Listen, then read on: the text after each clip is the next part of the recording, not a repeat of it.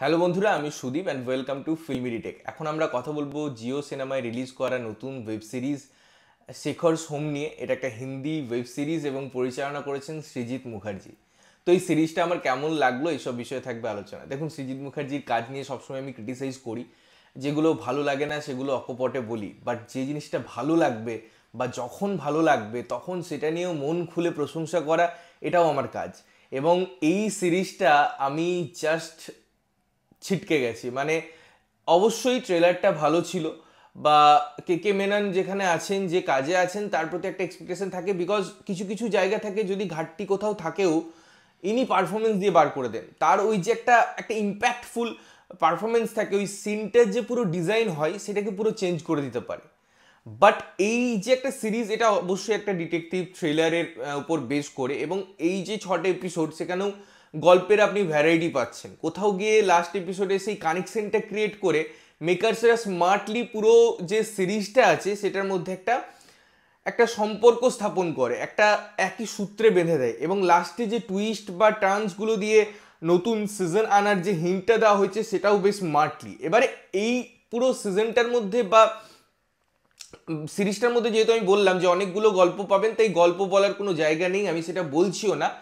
এই সিরিজটা আপনারা অবশ্যই কনজিউম করুন, বিকজ যারা এই ধরনের জনরা এক্সপ্লোর করতে পছন্দ করেন বা দেখতে পছন্দ করেন ডিটেকটিভ ঘরানার গল্প, সেখানে কয়েকটা জিনিস সবসময় আমরা খেয়াল করি। যে এই রিসেন্ট আমি যেমন 11-11 সিরিজটা দেখলাম জি5-এ, এটা একটা আন্ডার রেটেড সিরিজ। এখানে কিন্তু এত কথাবার্তা হয়নি। লোকজন অন্যান্য সিরিজ নিয়ে যেরকম হাইপ দেখায়, যেমন আমি কথা বলছি যে কাজগুলো এসছে রিসেন্ট নেটফ্লিক্স বা আমাজন প্রাইমের কথা বলি আমি, এই যে মির্জাপুর, এই রকম যে একটা হাইপ যে সিরিজগুলো নিয়ে ক্রিয়েট হয়, সেই রকম ক্রিয়েট কিন্তু 11-11 নিয়ে হয়নি। বাট আপনি সিরিজটা যদি দেখবেন বুঝবেন যে কি দারুণ মেকিং সিরিজটার। আমি অবশ্যই এটা নিয়ে রিভিউ পরে করব, তাই এখানে অত কথা বলছি না।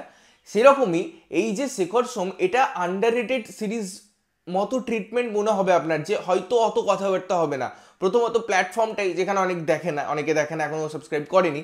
বাট এটা একটা মাস্ট ওয়াচ সিরিজ, কারণ মেকার্স বা সৃজিত মুখার্জি এটার মধ্যে যে ডেভেলপ করেছে, যে সিম্পলিসিটিটা রেখেছে না পুরো সিরিজটার মধ্যে, সেটাই এটার ইউএসপি।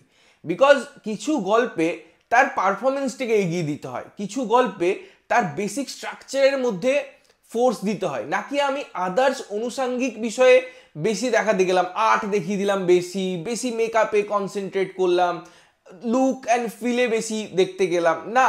এখানে সিম্পল গল্প বলছে, স্টোরিটাই প্রাধান্য দেওয়া হয়েছে, তার পারফরমেন্সে, ওই গল্পের লেয়ারিংয়ে, এবং যে এঙ্গেজমেন্টটা তৈরি করা হয়েছে, যে জিনিসটা আপনাকে ডেলিভারি করছে, সেটা আপনার ওই অ্যাটেনশনটাকে নেবেই, আপনার মধ্যে অডিয়েন্স এবং কন্টেন্ট যে রিটেনশন সেটা ক্রিয়েট করবে, সেটা অনেকক্ষণ ধরে বজায় রাখবে। সুতরাং এই সম্পর্ক বা এই গতি, যেটা আমার খুব পছন্দের, এবং সৃজিতের একটা আলাদা ধরন আছে এই পার্টিকুলার এই ডিটেকটিভ বা এই ঘরানায়, কারণ তিনি প্রথম থেকে এই ধরনের কাজ করে এসছেন। সুতরাং আমরা বারবার এই সৃজিত মুখার্জিকে মিস করেছি, এবং এই কাজটা দিয়ে আমি বলতে পারি অ্যাকচুয়ালি যদি সৃজিতের প্রত্যাবর্তন হয় তো হয়েছে। হ্যাঁ, সেটা বাংলা সিনেমা হোক, হিন্দি ওয়েব সিরিজ হোক, হোয়াট এভার, বাট এখানে যে প্রসেসটা ফলো করা হয়েছে, যে একটা গল্প বলা হচ্ছে, আবার তার মধ্যে একটা অন্যভাবে গিয়ে লাস্টে গিয়ে যে একটা চমক রাখা, তো এই যে একটা